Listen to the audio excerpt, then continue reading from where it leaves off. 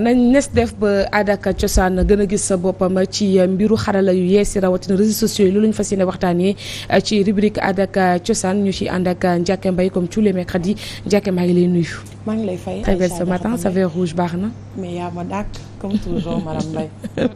madame Sow leneen li du ma ci yegg ndax loolu neexuma.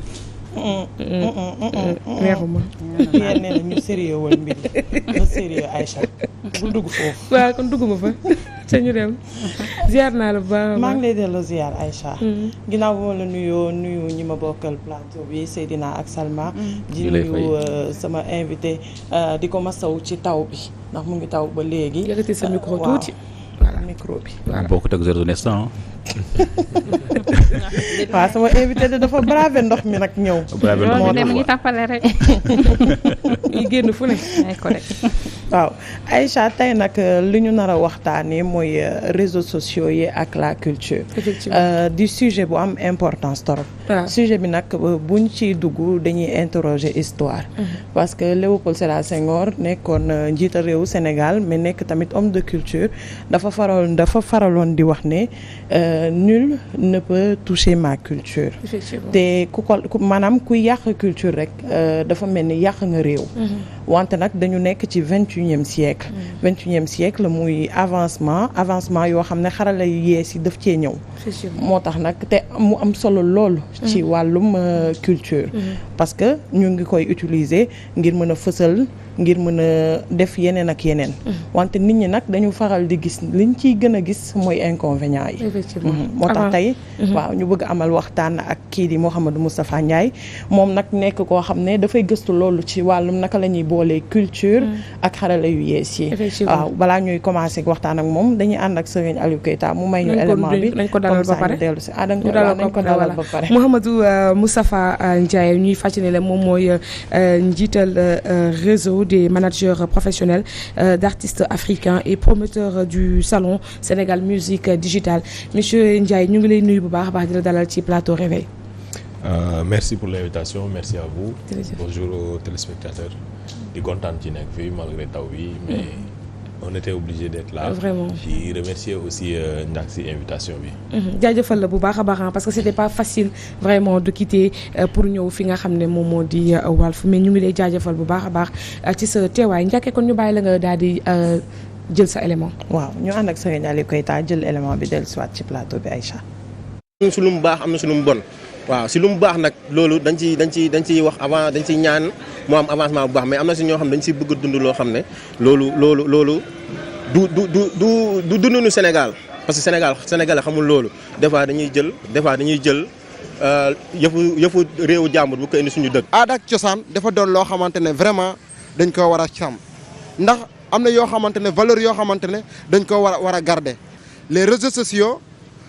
ont des avantages mais ont des inconvénients. su ma ñëwee sur le plan inconvénient day yàq culture d'une part. am na yoo bëri yoo xamante ne ci aada la te mënatoo ko am fii Dakar wala nga bëgg ko gis ci culture wala ci cosaan mënatoo koo gis fii ñun nag dañoo royal moo ñu yàq ñun dañuy xam nga dëkk ba xam nga lu ñu xam ser caaya loolu la ñu xam te ngaane. parce que àdduna loo fi gis rek dafa am loo xamante ni am na domaine bu mu arrangé. man li nga xamante ni man moom laay bañ mooy ñi nga xamante ni dañoo nekk tey ci réseaux sociaux yi ci internet bi di influencer xale yi. mu nga ko Ndiaké Mbaye loolee nag di ab micro-trottoir boo xam ne réalisé nga ko ci mbeddu Ndakaaru yi déglu impression wu ndaw ñi. Aïcha micro-trottoir bi bañ koy def métti na lool ndax koo ci laaj moom pour moom réseaux sociaux amalul benn avantage culture. boo déggee ñi ñu jël ñëpp sax ñoom loolu lañ lay wax. amul avantage inconvénient la am ndax day yàq culture mondialisation bi acculturation. ak yeneen mots yoo xam ne essayé nañ ko pour ñoom prouver seen position en fait. moo tax tey ñuy amal waxtaan ak Mouhamadou Moustapha Ndiaye moom wax nga ko mooy promoteur salon Sénégal Musique Digitale. monsieur Ndiaye ginnaaw ba nga seetaanee élément bi ban jàngat nga ci am. bon merci encore si invitation bi dafa am ñaari jàngat yoo xam ne non dañu bokk mais dañu nekk ensemble mais bokkuñu. Quand on parle du contenu dans les réseaux sociaux ci côté artistique bokkul ak contenu réseaux sociaux ci domaine culturel. am na nag lu leen boole parce que nit aussi sa musique sa expression artistique ci sa culture day influence ci sa culture mais c'est pas la même chose parce que culture dafa gën a large expression artistique bi ngay def seulement dafay wane fan nga bokk sa culture en tant que tel donc en tant que artiste boo nekkee créateur de contenu ngay defar loo xam ne da nga koy def ci réseaux sociaux yi ce que tu fais tu t'inspires de ta culture pour def say expression mais vu que création artistique amul limite c'est-à-dire création artistique nekkul loo xam ne dañ koy tënk dafay permettre nit ki mu dem jaxase lu bëri mun nga boole ay culture artistique yu bëri musicale yu bëri pour defar benn musique mooy li ñuy créer de nouveaux courants musical quoi en quelque sorte loolu pour man réseaux sociaux yi apporté na ci lu bëri parce que ñi nga xam ne mënuñu voyager wala voyager wuñu ils ont pu à partir de internet et les réseaux sociaux découvrir ce qui se passe un peu partout dans le monde pour faire de nouvelles inspirations mais culture dafa nekk leen loo xam ne nit mun ko pervertir boo xamee sa bopp sa culture waroo ko pervertir mondialisation lépp warul tax nga pervertir sa culture mais loolu day fekk nga xam yaay kan c'est-à-dire pour man carence bi ñu am au Sénégal c'est de développer une politique qui permet aux gens d'être fiers de ñoom ñooy xam seen ay histoire xam fan lañ jógee xam fi ñu jëm mais ànd ak jamono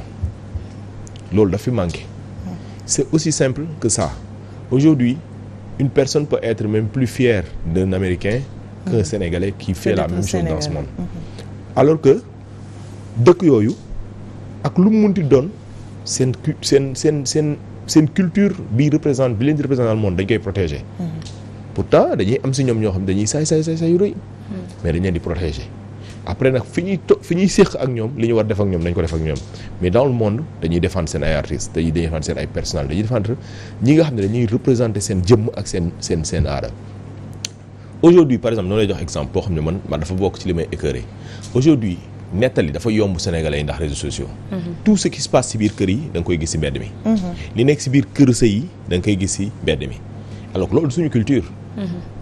nit day nekk par exemple je fais partie des gens yoo xam ne dama détesté loolu chaque fois les artistes damay accompagner violence faite aux femmes ci biir néeg lay xewee mais ëllëg ñu lijjanti ko ci ëtt bi ci réseaux sociaux yi nga koy yóbbu après da nga dem balaa fin tout le monde daf ciy wax alors que du loon loo xam ne bi da baaxoowul ñun suñu culture mu nekk lu ñuy wax ça pas dire buñ ko wax mais fañ ko war a waxee pour moi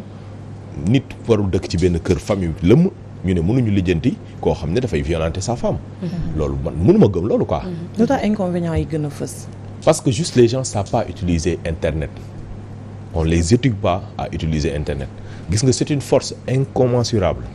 nit ñi xamuñu nu mu toll d'avoir accès à internet dafa rëy ak secteur boo munti bokk ñun Sénégal liñ ciy def ëpp na li muy jëriñ mais xamuñu ko maîtriser guñ ko ñun par exemple notion lan mooy 3G 4G 5G xamuñu ko dañuy dégg rek man sama 5G la 4G 3G mais lan lay tekki dëggantaan xamuñu ko alors que c'est technologie fi mu toll dafa dépassé yooyu Sénégal moo toll ci ñu war a xamal nit ñi liy dugg ci biir dëkk bi te moomuñu ko mooy nekkul ñun ñoo ko créé wala nekkul ñun suñu monde avant aujourd'hui à jeunes yi xoolal tout le temps dañuy jàpp ay jeunes ñuy def lu dul noonu ci ay vidéo ci ay film alors que chaque jour ñu kaas ko chaque jour mu am cas bu leen war a yee la moo tax du leen yee alors que ñun dans les temps da nga daan gis sa benn xarit wala sa benn dëkkandoo koo màggandool mu def benn bêtise yar bi ñu koy yar day tax yow da ngay ragal def la même chose wala yedd bu ñu koy rek da ngay ragal yow nga toll fa ba ñu yedd la sensu jom boobu nga xam ne dañ ko daan yaraalee xale lu tax léegi mu manqué loolu suñu culture la bokk on avait une façon d'éduquer aujourd'hui dañuy imposer comment on éduque nos enfants et nous on l'accepte en le raisonnant da ngay toog ci benn plateau télé sax nit di la raisonnel façon d'éducation boo xam ne moom du yaayam du papam du maamam parce que dëkku tubaab yi ñoo ñu ko kii et c'est devenu une habitude tellement normale que jàpp nañ ne loolu mooy yoon ñun africain xam la xam da ngay yar sa dëkkandoo day yar mi si mbedd mi day yar sa école day yar école yi léegi yar suñu xale yi dañ leen di jàng rek kese alors que école dañ naan yar xam nga li ngay wax buñ koy tënk mooy acculturation dem ba culture jàmbur ñëw jël le dessus ci suñu bos te ñu bëri nag dañu xalaat ne xarala yu yees yi mooy réseaux sociaux yi moom moo gën a yokk lu ni mel yow est-ce que partagé nga assertion boobu oui ak la difficulté de la vie la mondialisation a fait que léegi dañu dem ba à la fin li ñuy ñëwandoo suñu kaw dafa bëri on n'a pas eu le temps d'absorber ndànk-ndànk lan mooy mondialisation ak développement ñun léegi dañ ko jëlee ak ni ñu ko waroon adapté ak ni ñu doon dundee dafa brusque on n'a pas eu le temps avant famille africaine dañ daan am kuy toog ci kër gi am ñu daan dem di kii c'était pas forcément jigéen rek mooy toog wala góor mais y avait des cultures où góor ñi rek ñooy dem bay am na culture yoo xam ne jigéen ñooy dem bay mais li am solo mooy daan na am kuy nekk ci kër gi et puis da nga daan nekk dans une grande famille ba ñaari ñi bu ñu fi nekkulee maam yi dañ daan yar nijaay yi tonton yi ainsi de suite yar boobu li tax mu am solo parce que nit moom base am yëpp qu'on le veuille ou non éducation la lan lañ la xamal ak lan lañ la jàngal rek la parce que loolu nga yóbbu foo dem nga nekk scientifique nga nekk boroom xam-xam bu rëy bu ñuy naw nga nekk koo xam ne yàlla def na sa jàng soriwul mu nekk alxuraan kese nga jàng wala yooyu c'est-à-dire bu ñu la jàngalee ci lañ la yar boobu yow moom nga yóbbu foo munti dem mais bu ñu ratewee loolu parce que say parents dañu nekk benn ko xam ne chaque jour dañuy xëy di daw am na ñoo xam ne amuñu entre guillemets temps pour ne pas dire que dañu bàyyi seen doom yi mais dëkk bi moo metti seen kaw fu nekk la ñuy jaar pour lijjanti situation kër gi mais amuñu keneen ku ñu mën a dénk seen doom koo xam ne am na sañ-sañu yar ko parce que loolu la tamit am na koo xam ne day dénk doomam sœuram wala frère am wala yooyu mais da koy yar amu ci benn lu ma tiit mais am na ñoo xam ne boo joxee sa doom duñ ci ñemee def dara am na ñoo xam ne mënuñu yar. alors Moustapha sànq yaa ngi wax ni que internet ñun aussi amuñ ci éducation bi war mais man je dis que internet fourre-tout la rek lépp nga fa tey ji côté positif bi comme côté négatif bi à nous de répertorier li gën ci ñun suñu culture ñu daal di koy def suñu moomeelu bopp mais tey est-ce que état responsabilité gi mu ci waroon am yëpp mate na ko ndax tey par exemple boo nekkee Maroc bii rek am na ci ay page yoo xam ne nii xale ba waru fa dugg am na ci page yoo xamante ni étudiant bi waru fa dugg am na ci ay page yoo xamante nii tout tànk bi waru fa dugg donc ñoom seen i état def nañu lu ñu mën ngir restreindre en tout cas li nga xam ne moom moo di internet ba seen communauté xam fii la ñu war a yem par exemple Chine wala Japon ñoom du contenu yëpp la ñuy avaler mais ñun Afrique peut-être Sénégal laa jël exemple sax ñun on nous laisse à tout faire ñu defal lépp suñu bopp te loolu aussi bu fekkente ne état doxu ci li mu ci war a dox dina am pour manquement boo xam ne ni ñun duñu xam fa la ñuy teg suñu tànk. dama lay jox raison ba pare ne état du Sénégal moo ko tey et je le dis je l'assume. Ah oui. Dans la mesure où la politique nous a montré que bu ñu bëggee restreindre suñu connexion dañ koy def. Très sincèrement ça fait partie des plus grands. C'est ça. Actes posés par l'État qui m'ont marqué ci gouvernement bi. Parce que le depuis fait de plus nous d'un mois interdire ndax politique. Ah oui. Alors que. TikTok donc dugg ci pour dugg ci il faut nga jaar feneen. donc ñoom bu ñu mënee def loolu. ça veut dire que Sénégal am na technologie bu mën a tax. site yi ñu mën a defar alors que loolu. ay scientifique yàgg nañ toog ci plateau télé. kaas ko. ay scientifique yàgg nañ ko proposer aux institutions yi nga xam ne ñoom ñoo yor tout ce qui est accès à internet. mais lan moo tax on n'a jamais eu suite à ça internet bi accessible à tous les niveaux avec tout ce qu'il y a de bon et de mauvais mosuñu ko def politique tax ñu restreindre internet ça veut dire que jour bu ñu ko bëggee def dinañ ko def. maa la ko wax. waaw très sincèrement bu nit ñi bëggee dëgg. dañ xam ne lii moom mooy dëgg parce que loolu la ñu wan. waaw man moom je pense que loolu rek laa ciy tontu. parce que loolu ay scientifique yoo def ci ay recherche yu ëpp doole. wax nañ ci ne Sénégal dafa war a mel noonu. parce que loolu yàgg nañ ko gis ay télé ñu lay defal ay le fait juste de mettre ay moins de 12 ans 16 ans ça c'est pas nous c'est pas notre culture. c'est pas notre culture. ñun nekk nañ ay xale di seetaan li nga war a seetaan ngay seetaan. mais dañ la ko yaree. jeex na après nag boo nee ba nekk majeur la neex nga def. waaw mais day fekk base yi mu nekk fii. waaw. ñu ñëw ci avantage yi lan nga yaakaar ne xarale yu yees yi mën nañ ko yokk ci culture. aujourd'hui de vendre la destination du Sénégal parce que ban dëkk la lan moo fi nekk ci luy intéressé nit ñi parce que tourisme dafa bokk ci li nga xam ne day développer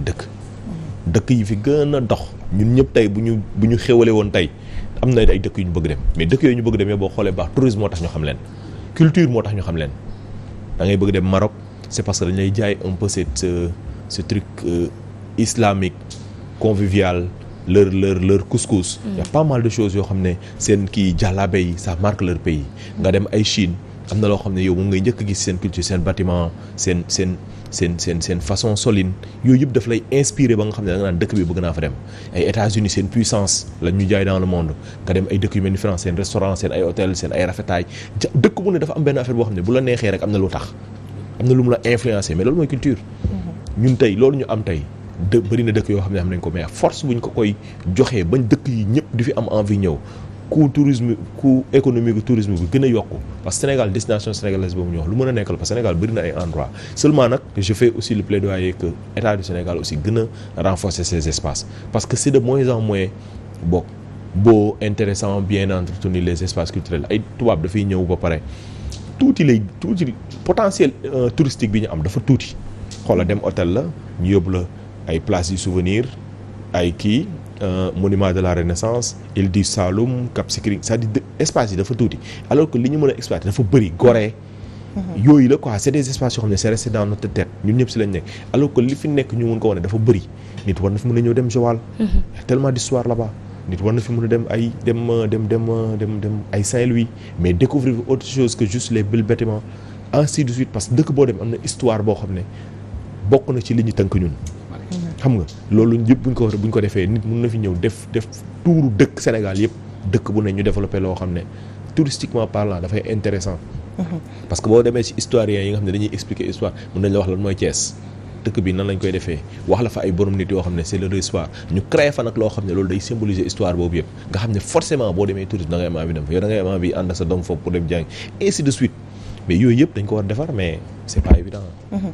yow en tant que acteur culturel est-ce que yaakaaroon ne jot na jamono ji que yéen acteurs culturels yi wala ñuy liggéey ci wàllum xarale yu yees yi ñu taxawal ay réseaux sociaux yoo xam ne c'est typiquement réservé à la culture comme li nga wax nga xam ne réseau social bii nii boo si duggee xam nga ne ci musée bi lay wax musée civilisation noire wala village artisanal wala genre yoo xam ne dina tax ku nekk Europe tey bëgg xam ay foo xam ne dina fa mën a visiter dina ko mën a xam. non très sincèrement nag yooyu bëri na fi am na ay site internet yoo xam ne ay acteurs ñoo koy créer ay applications. mais bëri na fi mais xamuñu ko c'est pas encore bien connu parce que aussi y a des choses yoo xam ne xam nga jeunes yi ils investissent par leurs propres moyens sur des trucs des fois ils n'ont pas d'accompagnement te rien qu'une application nga mun ko permettre mu accessible à tout le monde li nekk ci ginnaaw dafa c'est pas aussi yombul quoi donc c'est pas évident comme li may wax rek. produit culturel bi moom war a am une façon d'accompagner dans le développement mais aussi créer intersectoriel boobu ñuy wax nga xam ne benn production culturelle day mën a intéresser plusieurs secteurs du développement du pays pour que mu mën a porter plus d'investissement de ce secteur mais des fois dañuy xaw a wéet les peu de subventions c'est le ministère de la culture qui le fait d'ailleurs accompagne dans certains projets de la culture mais potentiel bi gars yi soxla amaguñ ko financièrement pour mën a accompagner alors que dans tous les autres secteurs il y a de vrais fonds des fonds assez importants qui accompagnent les initiatives des entrepreneurs et ça c'est très très très important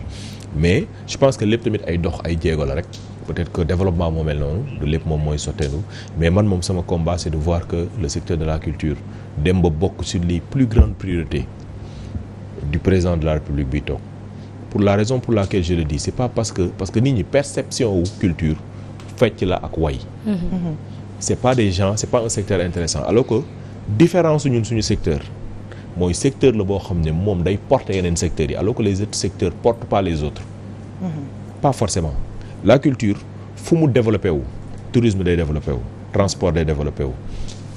éducation day développé wu parce que da ngay dem ba benn moment dañuy personnaliser ñun ñooy kan forcément bu culture doxee rek forcément nit ñi dañuy xam ñoom ñooy kan parce que base sax liy tax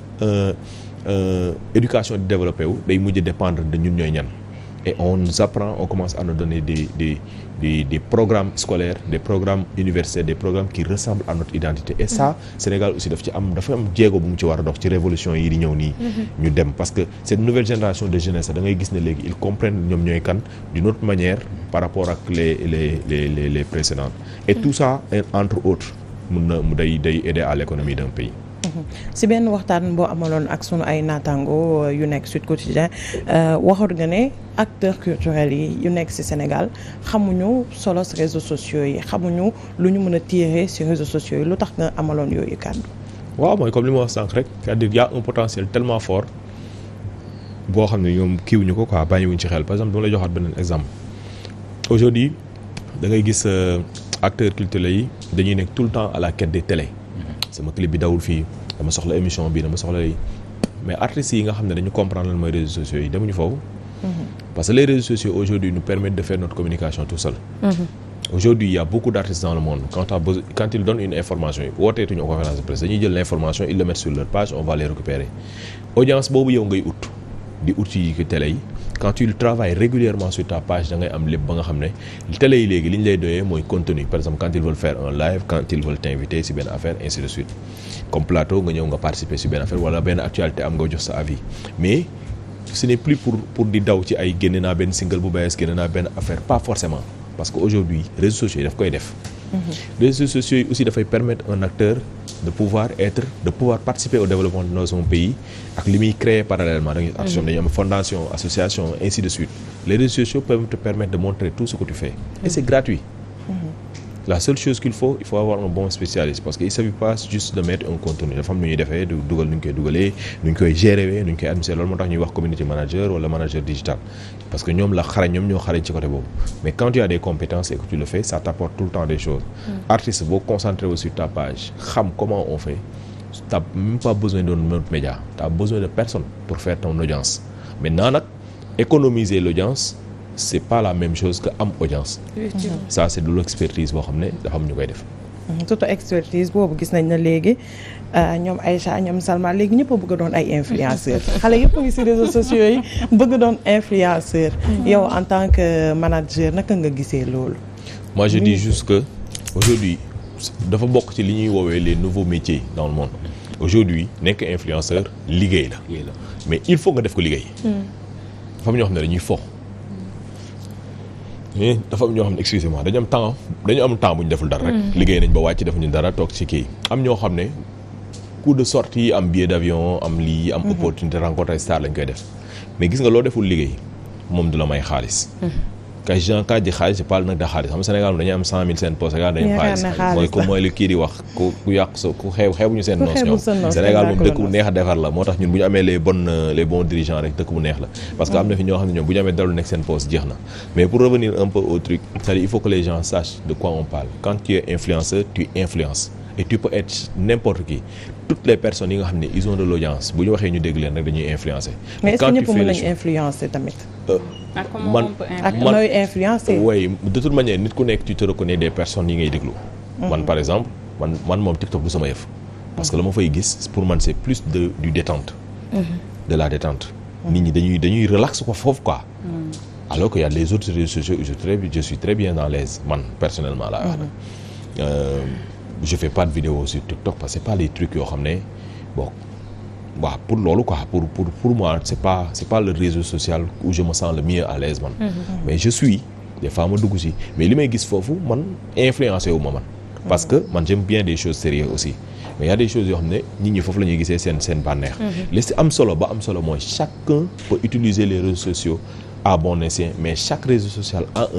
une importance capitale. C'est-à-dire boo bëggee dugg ci réseau te xamoo bu nekk lan lay jëriñ ban raison sax moo tax ñi ko créé ko c'est-à-dire mënoo ko utiliser en bon escient. loolu moom c'est la base. parce que Facebook lu muy jëriñ ak lu muy liggéeyee boo nekkee artiste li mu lay apporter bokkul ak Instagram façon publique bi ñu am bokkul. comment tu travailles stratégiquement sur Snapchat wala sur TikTok bokkul ak ni ngay liggéeyee ci kii même les horaires de diffusion et autres d'un pays à un autre d'une zone à un autre sax du benn si tu veux créer de l'audience la manière dont on tag pour nga mun a am ay retours c'est pas la même chose. donc nit ñi bu ñu nekkee fenn dañu war a gëstu loolu pour leur propre intérêt et pour leur audience pour leur fan si tu es un artiste. am nga ay fans yoo bëgg dem uti nga ne da ngay def dara ci affaire je vous donne juste man je suis manager de l'artiste Yoro Ndiaye. au départ on n'utilisait pas TikTok mais pourquoi on l'utilise c'est parce que maintenant on sait que la consommation est devenue plus jeune.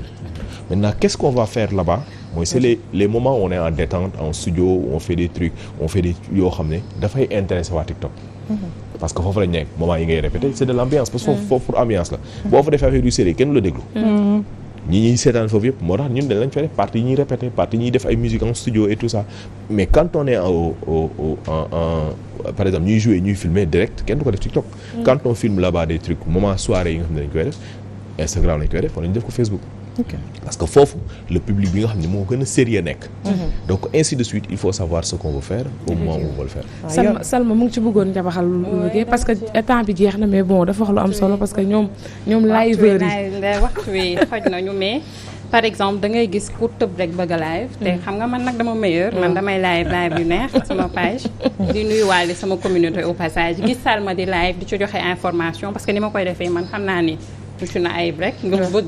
bëgg a def live aussi phénomène des live ndax nga ko gisee di ziar sama waa communauté au passage. non c'est bien parce que loolu tu sais chacun a quelque chose à dire aujourd'hui téléphone loolu la indi internet loolu la indi kii yi nii loolu la indi mooy ku nekk léegi xaaratoo télé wala rajo pour wax sa soxla avant nañu wax dëgg ce qui avait marqué la Walf mooy fu problème am ci monde bi ils étaient la télé qui était là-bas pour en parler ba ku am sa problème sax yow moom ngay njëkk xalaat c'était une marque la woon quoi seen identité la woon te gars yi dañ ko xamoon ci yéen donc c'est ça a marqué toujours xam nañ ko mais bokk na ci li nga xam ne tey boo waxee Walf rek loolu nit ñi di xalaat aujourd'hui les gens n'attendent plus seen téléphone la ñuy jël ils disent leur propre truc après nga gis ñu envoyé ko sur réseaux sociaux yi et ça passe tout seul loolu sax day gis nga influence après ñu ne fii am na benn cas nañ dem xoole ji cas bi mais aujourd'hui téléphone bi loolu day def yëpp donc live yeeg tout ça c'est de bonnes choses l'essentiel que les gens bu dee dañu nekk ci culture nañ def lu méngoo ak seen nit seen jamono par exemple man live yi nga xam ne gars yi dañu fay live ay saaga pour moi ça c'est pas nous saaga du ñun c'est-à-dire raison boo munti am dëgg boo munti am boo ko mënul wax ci teggan yow nekkatoo sénégalais mais nag dëkk bi moom la culture bi soppeeku ba léegi li bon la ñuy promouvoir ci kaw li baax nit kiy wax lu safaan ba kooku moo ëpp audience léegi ki nga xam ne day wax lu rafet ki nga xam ne day toog di wax lu am solo day faj nit ñi du dox damay joxe benn exemple rek bu ndaw sur une télé de la place il y a quelqu'un boo xam ne ay faju wolof lay def tout le temps day ñëw joxe ay astuces ay yooyu mais ces émissions là du dox live yooyu du dox live yooyu dox ñi fi yor ñi ko fiy def sax saay-saay biñ ci yokk moo tax tey ñu am buzz gars yi ñi ko fiy def waaw politique ngay wax wala ngay waxu xam nga rek góor jigéen affaire sa yooyu rek mooy tax mu dox c'est-à-dire maintenant quand tu as un contenu intéressant sax léegi boo bëggee mu dox il faut nga yokk ci dara Aïcha, une dernière question. Sénégal musique digitale concept boo teg sur place la yow. boo ñu ko mënee présenter du ñëw ba fii te duñu waxtaanee Sénégal musique digitale très rapidement. Sénégal musique digitale si suñu ay expérience nationale ak internationale lañ moo tax ñu créé ko parce que dañu remarqué ne artistes yi dañuy créer tout le temps ay contenu son vidéo yëpp ñiy nekk série muy gën a bëri nag. mais dafay dem ci réseaux sociaux yi da nga koy perdre avant. musique produit la da ngay dem CD wala kii nga koy jënd ku ko soxla da ngay dem Sandaga nga jënd nga am ko da ngay mën a suivre quoi di nga xam ñaata ñoo ko jënd fan lañ ko jëndee ñaata nga ci am ñaata la ci état bi di am parce que tout était réglementé et on maîtrisait le circuit nga dem ba la fin léegi yooyu yëpp amatul li am léegi mooy digital bi lépp loo génnee ci réseaux sociaux yi nga koy génnee ci plateforme yi nga koy génnee mais je te jure artistes yi tey ils ont du mal xam ñaata seen produit ñaata la am yan dëkk lay dem alors que parce que internet dafa amul frontière da ngay génnee sa benn produit léegi lay yegg Brésil léegi yow day dem ba ay dëkk yoo xam ne yow bu ñu la waxee ne la ay nit ñi nga ko fi saan doo xam boo amee statistique to boo ko lii da ngay gis ne léegi ay dëkk yoo imaginé wul sax ñu ngi seetaan sa musique mais léegi qu'est-ce que ça te rapporte droit yi nekk ci ginnaaw fan anamu kan moo koy gérer et tout ça c'est de ñàkk xamu artistes yi la yoo xam ne comprendre duñu ko parce que marché bi dafa complexe aujourd'hui musique dafa complexe économiquement pour nga xam fi xaalis bi nekkul affaire de dem jouer bi rek li mu mën a générer ci ay droits sax dafa ëpp dayoo mais maîtrise bi amu fi donc ñu ne nañ créer cadre boo xam ne ñi ci bokk ñëpp ñëw ñu koy waxtaanee pour que ñu mën a comprendre un peu comment ça marche ak économie fan la nekk inch'Allah on aura l'occasion chaque année dañ koy def dina amaat déwén et je vous promets que Inch'Allah on viendra voir Walfadjri pour travailler sur ça parce que aussi télé yi aussi font des contenus et tout ça c'est important ñu waxtaanee ko. et puis ça sera l'occasion sax de te dire que am nañ fi émission art cercle des arts bi nga xamante ni pourquoi pas travailler avec elle également. pour gën a mën a j'étais déjà passé une fois jaar nga fa voilà jeex na kon baax na léegi nag day joxe rek day tax rek ñu gën a mën a maîtriser parce que c'est un sujet très important quand même pour détailler ko jaajëfal lu baax njëkk balaa ngaa cabaxal rek ma tëjaale la noonu du noonu. non jamono jii moom dañ koy tëj rek Aïcha gisoo Pierre nu mu taxawee xanaa. taxaw ne voilà. te naan la nii. gisoo sama bët bi du dem sax foofu. waaw man kii wala. waaw Aïcha xam nga culture moom mënuñ koo tënk ci ay minutes mënuñ koo tënk ci ay heures. wante xam naa ne beneen